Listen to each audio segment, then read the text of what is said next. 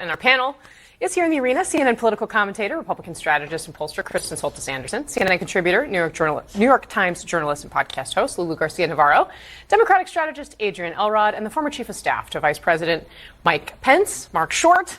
We're also joined by CNN senior legal analyst Ellie Honig, who will weigh in as well. But Marc Short, I would like to start with you because this is a mess still. How do you think this ends? I think the only way it ends is for the president to release the files and to be transparent about it. You do? I do. I think that stepping back for a second, I think we need to remember that when Trump came on the scene in 2016, I think what drove a lot of people to him was he advocated sort of a belief, I'm the outsider, I'm going to go clean up government, it's hiding things from the American people. A lot of his supporters got behind that. And if you go back to last year's campaign, it's not just supporters, it's his current vice president, his attorney general, his head of the FBI, who all said and claimed there's a lot of nefarious information, and we're going to get to the bottom of it, we're going to release it. And the arc narrative here is pretty remarkable to go from we're going to release it when you elect us to saying I have the files on my desk to basically giving out some manila folders to influencers to then saying there are no files to now saying actually this was all created by John Brennan and Barack Obama and Hillary Clinton. And so that's a pretty amazing narrative arc in a matter of a short period of time. But I think that ultimately it's not going to end until he releases the files. And do you think he will?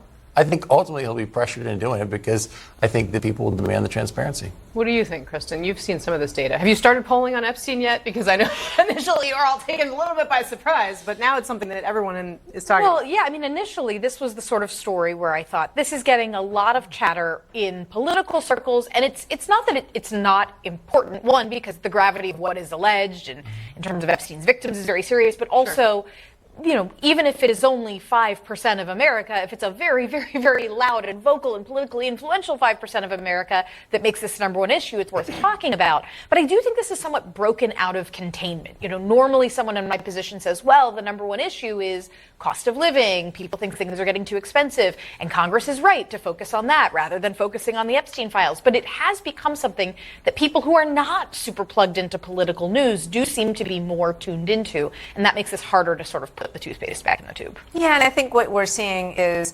Epstein books are selling out on Netflix. The Epstein documentary is, has been being watched over and over again. So I think exactly this. The narrative arc has broken containment. I'm going to bring you two together and use those things. The other thing I will say is just this one thing.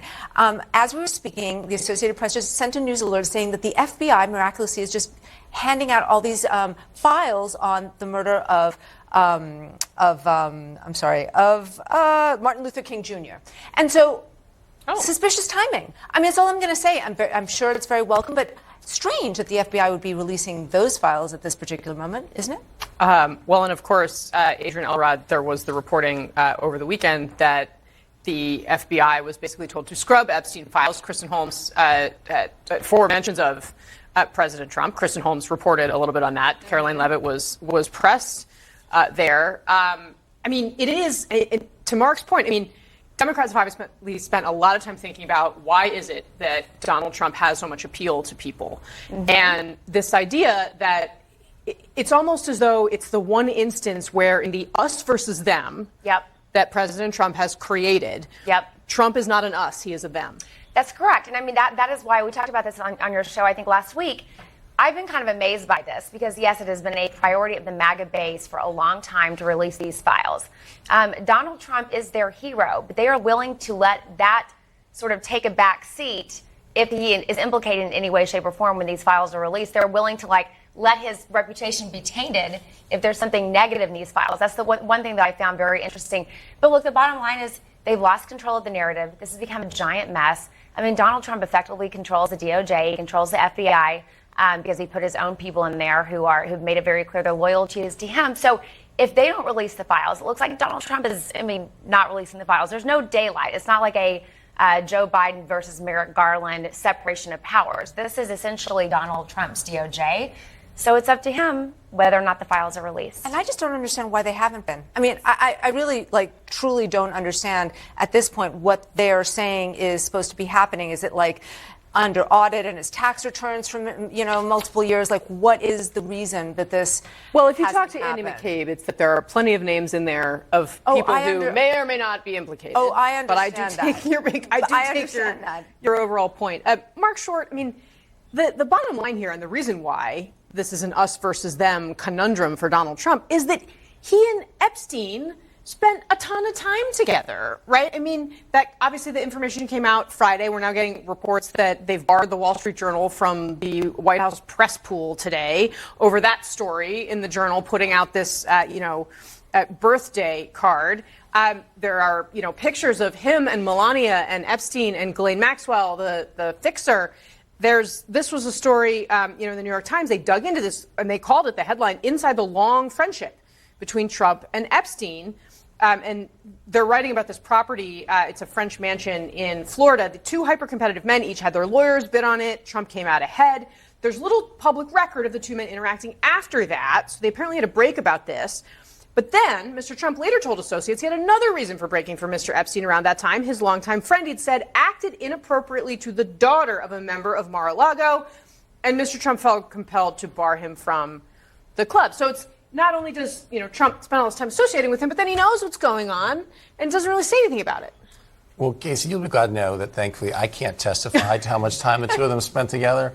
But from a political perspective, I think that from Marjorie Taylor Greene's point, I don't think that he really risked losing a lot of his support of this. But he does risk this continuing to be the dominant story that continues to drive until he actually releases it and gets us behind him. And so that's why I think inevitably he will, is because he's going to need to turn the page. But maybe until he does can't. that, he's not going to. But this is the question. Maybe he can't, because maybe what's in there, might be damaging maybe he to him can't in a put it different out way. to turn the Well, page. maybe. But I mean, I think as far as other people's names, that's never been a hindrance to him releasing. No. So I don't think that's the issue. I don't think that's the issue. Yeah. Ellie Honig, let's go to you on this in terms of it being the issue, or what is the issue exactly? Because there's also this DOJ motion. I mean, we're talking here about Trump's DOJ. The point's been made, is frequently made, that Pam Bondi's DOJ very different in a lot of ways from how other DOJs have operated in the past. Probably the White House has a lot of sway with what she's doing. They are asking a judge to release grand jury testimony in this, but my understanding is they don't want all of it out there. What are they asking for, and do you think it's going to come out? Right, Kasie. So broadly speaking, to the points Marc and Lulu were just making, there's three ways that I can see any or all of this file coming out. Number one, DOJ currently has a request pending with a judge to release grand jury testimony, but that's a really narrow slice of any criminal file. Number two, DOJ itself, the administration itself, could just decide to turn over all the other stuff, all the non-grand jury materials, really at any moment. Of course, they'd have to redact it, protect victim information. And then Avenue 3 would be what Manu just laid out. If Congress gets together and passes a resolution or demands or subpoenas the information, DOJ often resists those kind of requests, but they could choose to turn it over to Congress. So those are the three main ways this stuff could come out. But the biggest bucket there, the non-grand jury materials, all that is in the unilateral control of the president and the attorney general. They want to focus on the other stuff, though. So, Ellie, can I ask you, and forgive me, this is definitely falls into the category of like layman's question about this stuff, but who knows, who is aware of the extent to which Donald Trump is or isn't mentioned in these files? Like, who is in possession of that information right now? Only people within DOJ, only people within FBI. Who within DOJ and FBI, I couldn't tell you, of course, but Pam Bondi can look at every little last word in that file. Kash Patel can look at every last word in that file. So those are the only two people I would tell you with any confidence have the ability to know exactly who's mentioned in there. But as of this moment, it's almost entirely contained within DOJ. There's some stuff out in the public record between the Epstein prosecution, the Maxwell prosecution, and other documents that have come out. But that is just a very narrow fraction. So, yeah, the ones with the knowledge here are the leaders of DOJ and the FBI. All right, Ellie Honig, thank you very much. And Adrian Elrod, I mean, Swalwell was making this point, actually. He was like, what you got to do is be everywhere. You got to be on all the time. Because, look, reality is we're seeing this, our so much of what people are getting now is on their phone. It's personal. It's right here. What do you make of what Rahm Emanuel said there, first of all? Because that seems like learning two lessons at one time, right? He's talking to Megyn Kelly, right? And he is taking a policy position that he and a number of other Democrats clearly think helped lose the election for you in 2024, but that he clearly recognizes is going to be difficult with the base of the party. Yeah, no, I think, first of all, I think it's incredibly smart that Rahm and Gavin Newsom and other party leaders are going out and having these conversations, sort of going into the belly of the beast. Because the bottom line is this, Kasie, when Kamala Harris was filling arenas with 15,000 people, that was exciting, that ignited and energized the base of the party, but we were speaking to the people who were voting for her.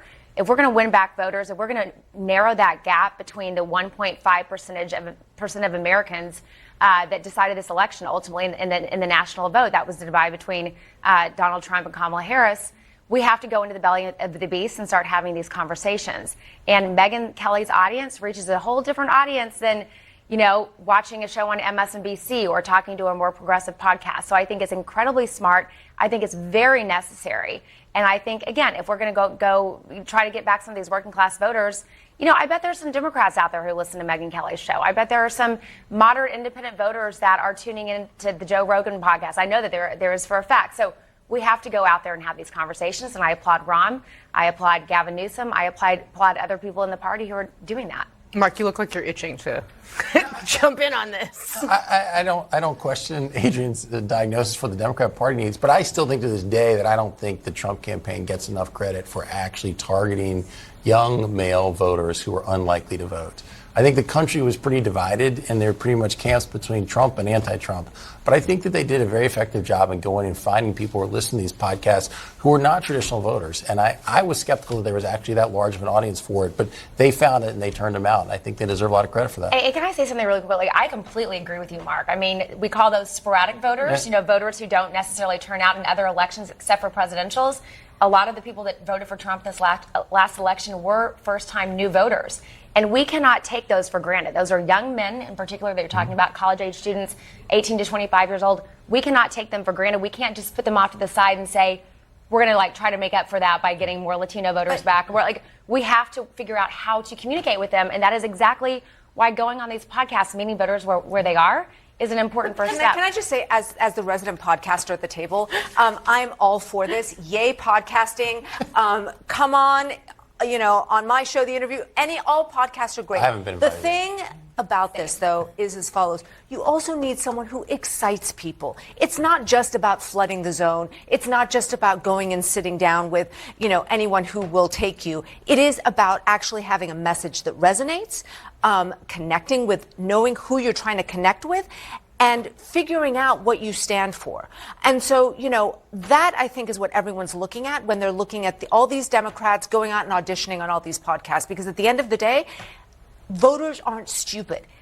They're listening to you. And if you're prevaricating, if you are, trying to, spin a tale, if you're just doing something performative, it just isn't gonna carry. So are you saying that Governor Beshear is not as compelling as Miley Cyrus, with whom you did a very exciting podcast interview? I love Miley Cyrus, and I would never diss Governor Beshear, who I have not had the opportunity to interview. But of course, I mean, at the end of the day, yes, Miley Cyrus is going to pull in a few more views than other people. But I also interviewed J.D. Vance, and he's very good at these kinds of interviews. Very comfortable, very fluid, very interesting.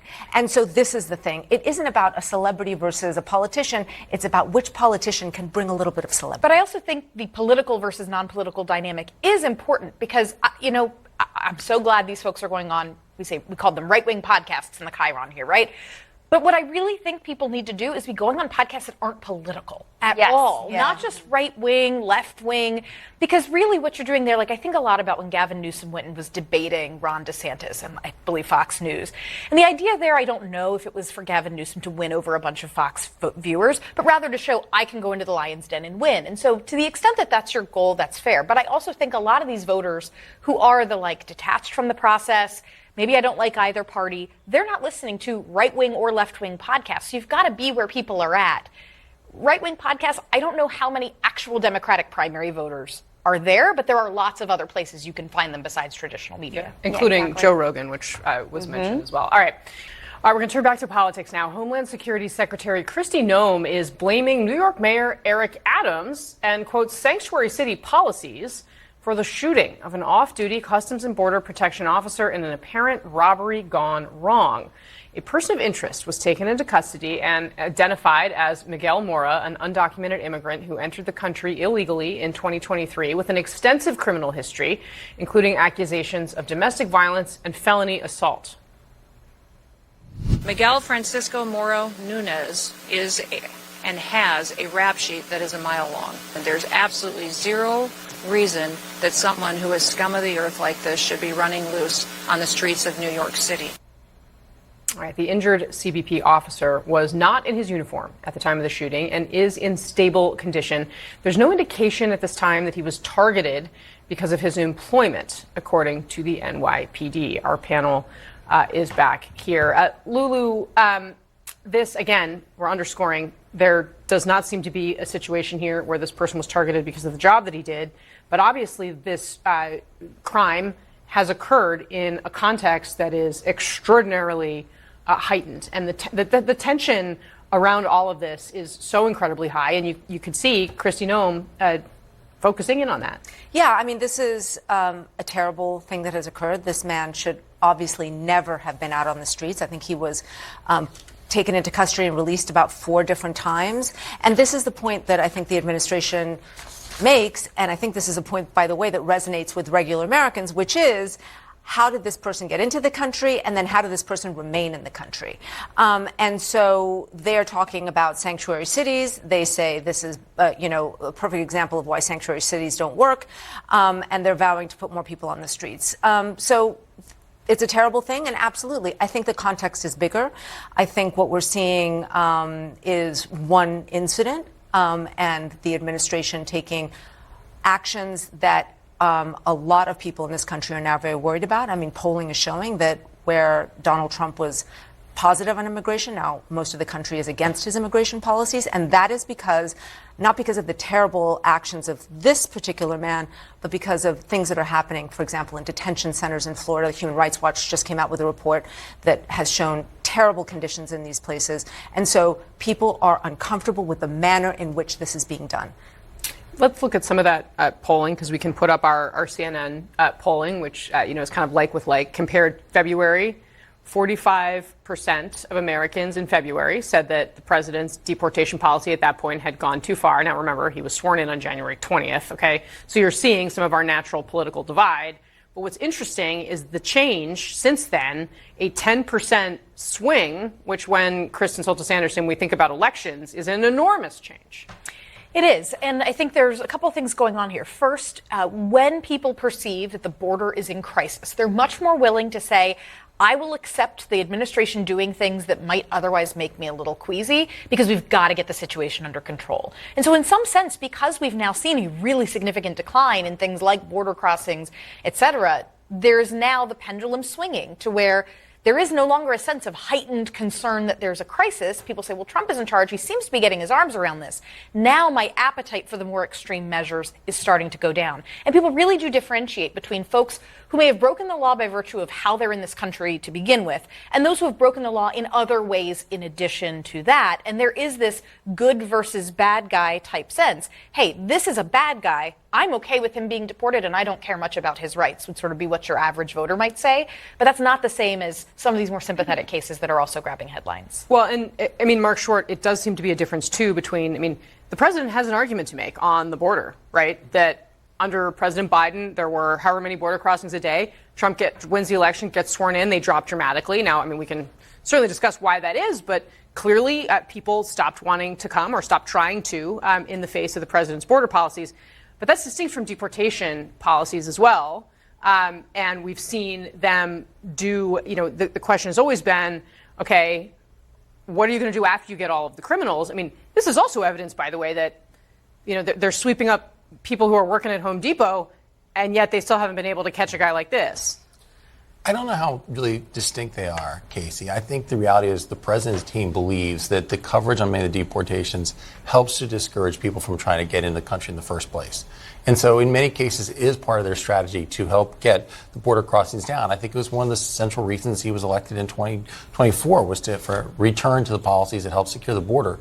I think he also knows that, to their points, that when you personify cases like Laken Riley, a lot of Americans can agree with that, and if they can make that the driver of the conversation as opposed to people who are working in the fields, then I think that plays stronger to their point of why we need to do this. But I do think that in many cases the coverage of deportations is part of their strategy to discourage people from coming to the border in the first place. Well, and Adrian, again, we've seen these numbers move, but also, and how can Democrats defend a guy like this one who shot this off-duty CBP officer being in the country? Yeah, I mean, they can't. I mean, and this is kind of the rub and the challenge I think that both Democrats have, and of course the administration has too. I think Lulu hit the right point, which is, people want to see people who are not here in this country legally deported until it's your next door neighbor who's lived next to you for 45 years and she's a grandmother of 4, until it's the person who, has been working at your local deli for the last, 15, 20 years.